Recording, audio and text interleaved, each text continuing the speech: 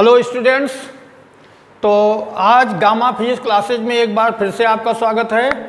आज inter 12th class के लिए आज इंग्लिश मीडियम स्टूडेंट्स के लिए शुरू होने जा रहा है, जिसका फर्स्ट चैप्टर है Coulomb's law. First chapter Coulomb's law. Coulomb's law. Coulomb's की स्पेलिंग थोड़ा समझ लीजिए, COULOMBS है कूलॉम्स लॉ। कूलॉम्स लॉ में सबसे पहला जो टॉपिक है वो फ्रिक्शनल इलेक्ट्रिसिटी।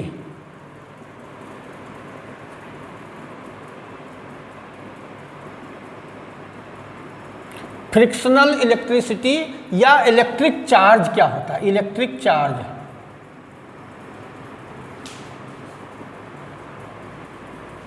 इलेक्ट्रिक चार्ज किसे कहते हैं? फ्रिक्शनल इलेक्ट्रिसिटी या इलेक्ट्रिक चार्ज। देखिए, एक ग्रीक के फिलासफर थे। ये ग्रीक के साइंटिस्ट नहीं थे बेटे, ये फिलासफर थे। इनका नाम था, ग्रीक के फिलासफर थेल्स थे। थेल्स नाम चाहे आपने सुना भी हो। थेल्स ने लगभग 2005 ईयर्स बैक इन्होंने ये देखा कि when amber is rubbed with wool, amber is rubbed with wool, then amber attracts light particles such as piece of papers, straw and so on. ये amber is rubbed by wool, then the amber acquires the property to attract light particles, piece of papers, straw, cork and so on. After some time, near about 2000 years, 2000 years, it means near about 2000 years, this observation of Thales was not given any importance. But after 2000 years, other scientist Dr. Gilbert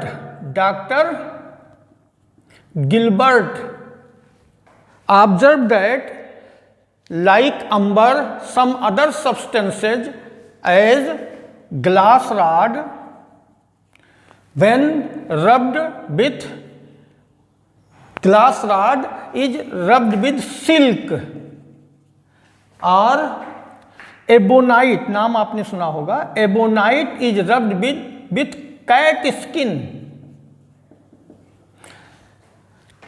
Dr. Gilbert observed that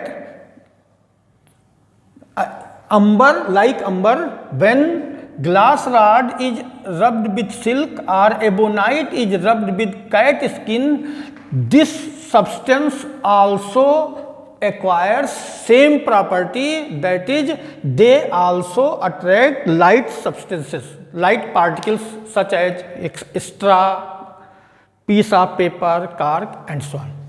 It means not only amber but also some other substances are having are when rubbed with some other substances, they also acquire such property.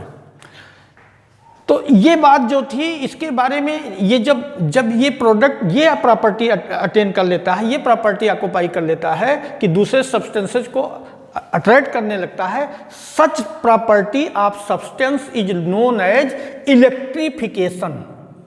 Electrification are such substances which attracts light particles are known as electrified substance. Such substances are known as electrified substance. Amber is known as, in Greek language, amber is known as electron. Greek language में अंबर को electron कहते हैं। इसीलिए ये वाली property कि अंबर जब रब किया गया ऊल से, तो इसने जो प्रॉपर्टी एक्वायर की कि छोटे छोटे पार्टिकल्स को अट्रैक्ट करने लगा, इसी को इलेक्ट्रिफिकेशन कह दिया गया, इलेक्ट्रिफिकेशन। और ये सब्सटेंस जिनमें ये ऐसी प्रॉपर्टी क्रिएट हो रही है, this substances are known as electrified substance, या ये प्रॉपर्टी ऑक्यूपाई करने वाले सब्सटेंस को चार्ज्ड कहते हैं, चार्ज्ड सब्सटेंस। तो इलेक्ट्रिक चार्ज, इसी को इलेक्ट्रिक चार्ज कहते हैं। ये शुरू कहाँ से हुआ? थेल्स ने बताया था, अंबर को ऊल से रब किया था।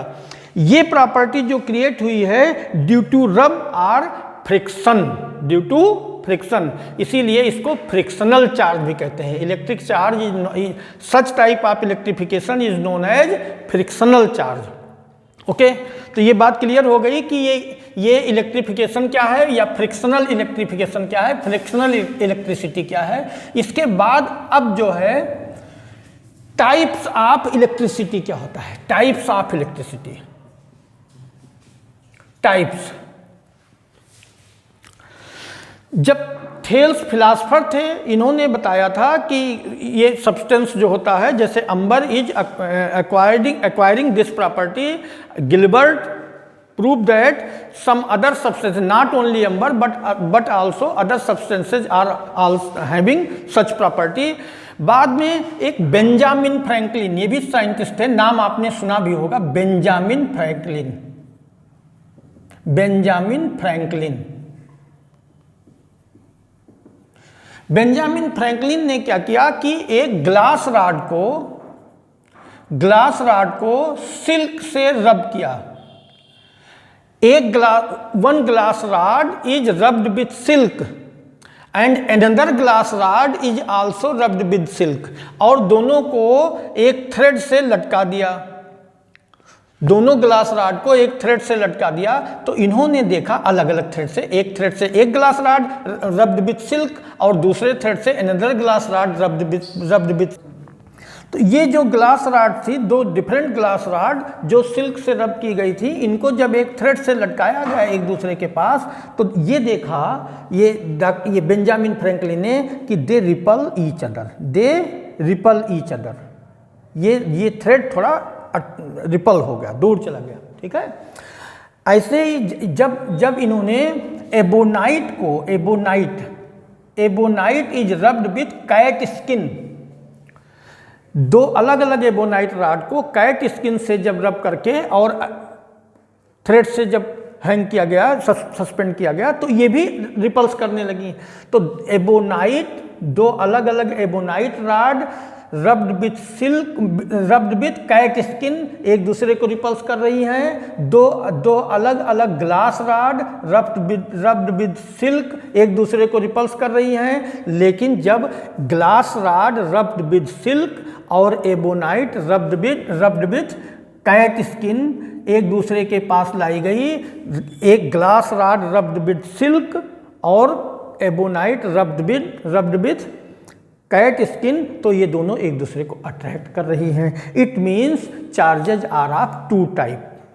बेंजामिन फ्रैंकलिन ने बताया कि charges are of two type. One type of charge that is when glass rod is rubbed with silk, it acquires charge that is known as positive charge, और when ebonite is rubbed with cat skin it acquires the charge known as negative charge. तो positive और negative दो तरीके का charge इन्होंने Benjamin Franklin ने discover किया। और आपने देखा कि अगर पॉजिटिव एक दूसरे के पास लाए जा रहे हैं तो ये रिपल कर रहे हैं, निगेटिव माने दो ebonite rod rubbed with cat skin ये भी रिपल कर रहे हैं। इसका मतलब similar charges are repelling each other, and opposite charge that is glass rod rubbed with silk and ebonite rubbed with cat skin attracts each other. It means opposite charges are attracting each other and similar charges are repulsing each other. Okay? तो ये हुआ कि charges are of two type, ठीक है। अब ये जो electrification की जो थ्योरी है, ये इलेक्ट्रॉन थ्योरी ऑफ इलेक्ट्रिफिकेशन, अब बताएंगे इलेक्ट्रॉन थ्योरी ऑफ इलेक्ट्रिफिकेशन क्या है बेटे।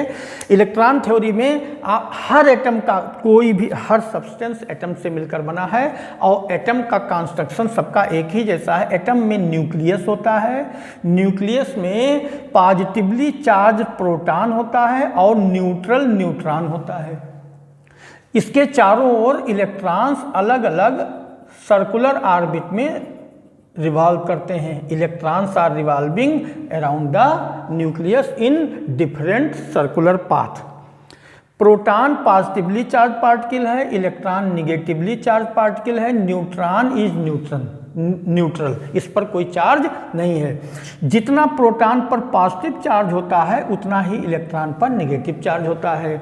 जब किसी सब्सटेंस को, जैसे amber is rubbed with wool और glass rod is rubbed with silk और ebonite is rubbed with cat skin, in all the process एक सब्सटेंस का जो इलेक्ट्रॉन है, देखिए न्यूक्लियस में प्रोटॉन और न्यूट्रॉन होते हैं, न्यूक्लियस के पार्टिकल को बाहर निकालना ये बहुत ही कॉम्प्लिकेटेड प्रोसेस है, ये इजी नहीं है। लेकिन इलेक्ट्रॉन चूंकि न्यूक्लियस के बाहर रिवॉल्व करते रहते हैं, इनको आसानी से डिस्टर्ब किया जा सकता है। तो जब अंबर को ऊल से रब किया जाता है तो अंबर से इलेक्ट्रॉन ऊल में चले जाते हैं। ग्लास रॉड को जब सिल्क से रब करते हैं तो ग्लास रॉड के इलेक्ट्रॉन सिल्क में चले जाते हैं।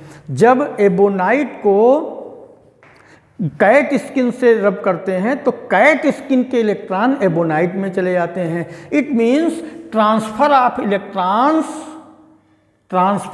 Electrons produces charge. Transfer of electron produces charge. When one substance is rubbed by another substance, one or more electrons of atom are transferred. One or more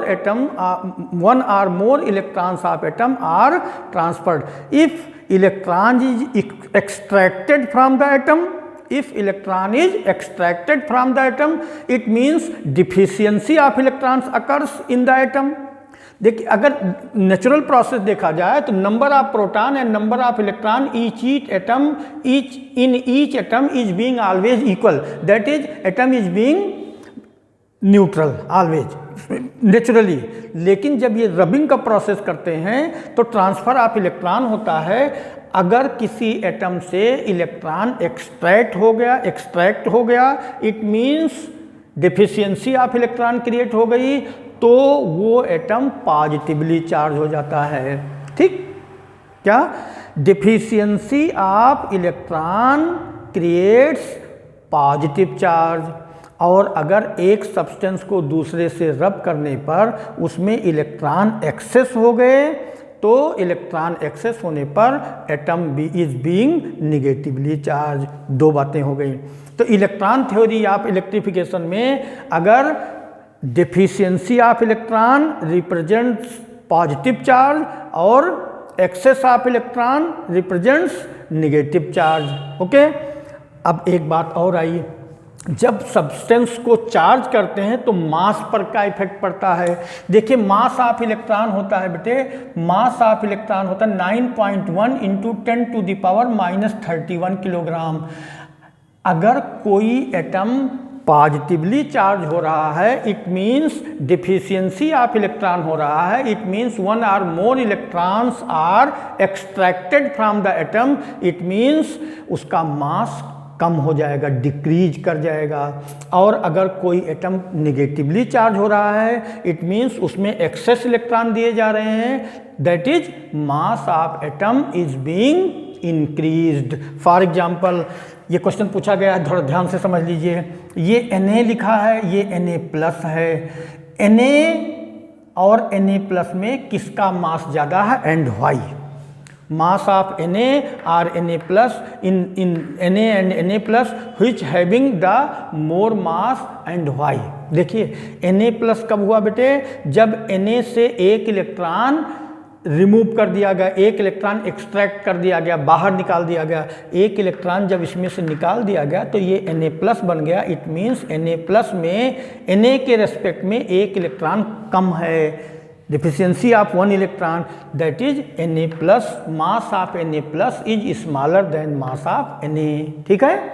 अच्छा, अब एक और example देंगे। ये Cl लिखा है, Cl एंड Cl-, इसमें किसका मास ज़्यादा है और क्यों? देखिए, Cl से Cl- बनने के प्रोसेस में Cl को एक एक्स्ट्रा इलेक्ट्रॉन दिया गया, given 1 extra electron. It means इसका मास इंक्रीज कर गया। तो क्या तय हुआ? If any atom or substance is positively charge then its mass is decreasing, and if substance is being negatively charge then its mass is being increasing. Okay, हो गया। अब देखिए, इलेक्ट्रिफिकेशन में क्वांटाइजेशन क्या होता है? Quantization of charge, what do you mean by quantization? को थोड़ा ध्यान से समझिए, क्वांटाइजेशन ज़्यादा पूछा गया है। क्वांटाइजेशन ऑफ चार्ज क्या होता है? कोई भी चार्ज सब्सटेंस हो, उसमें एक स्मॉलेस्ट अमाउंट, उसका हर चार्ज सब्सटेंस का जो चार्ज होता है एक स्मॉलेस्ट अमाउंट ऑफ चार्ज का इंटीग्रल मल्टीपल होता है। हर सब्सटेंस, जितने भी सब्सटेंस चार्ज होते हैं उनका चार्ज एक स्मॉलेस्ट अमाउंट ऑफ चार्ज का इंटीग्रल मल्टीपल होता है, और वो स्मॉलेस्ट अमाउंट ऑफ चार्ज इतना होता है 1.6 × 10⁻⁻19 coulomb. This charge is represented by E। This charge is represented by E, मतलब कोई भी सब्सटेंस अगर चार्ज है तो उसका चार्ज इसी का इंटीग्रल मल्टीपल होगा, या ऐसे कह दो E का इंटीग्रल मल्टीपल होगा। That is charge of any substance Q = ±Ne। ±Ne means या तो पॉजिटिवली चार्ज होगा इलेक्ट्रॉन, E के इंटीग्रल मल्टीपल का कमी आएगी, डिक्रीज करेगा चार्ज, या E के इंटीग्रल मल्टीपल में इंक्रीज करेगा चार्ज। माने E का इंटीग्रल, इतने चार्ज का इंटीग्रल मल्टीपल या तो बढ़ेगा या इतने चार्ज का इंटीग्रल मल्टीपल घटेगा। Where n = 1 2 3 4 5 etcetera. This statement is known as quantization of charge. क्या तय हुआ कि any charge object having the integral multiple of a smallest value of charge, that is E, hence charge of each object Q = ±Ne, where n is integral value। ठीक है, तो charge हो गया। अब चार्ज का एक क्वार्क मॉडल है, quark model of charge. What is quark model of charge? What is quark model of, quark model क्या है? क्वार्क मॉडल, एक साइंटिस्ट थे मुरे जेलमैन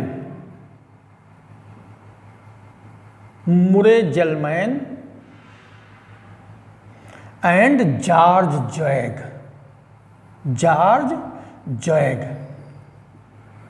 मुरे जेलमैन एंड जॉर्ज ज़्वेग, ये दोनों साइंटिस्ट थे। इन्होंने ये बताया कि सारे all the fundamental particles such as electron, proton, neutron etcetera, all the fundamental particles are made by some quark particles.